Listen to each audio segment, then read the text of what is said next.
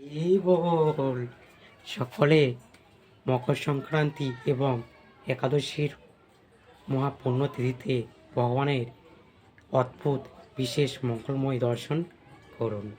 আত্মনিবেদন তোয়া পদে হইন পরম সুখী।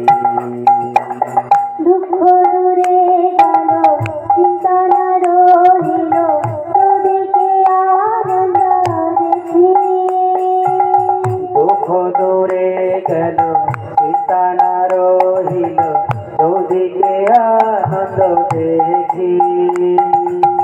আত্মনিবেদন তোয়া পদে করি হইল পরম সুখী। আত্মনিবেদন তোয়া পদে করি হইন পরম সুখী। অশুভ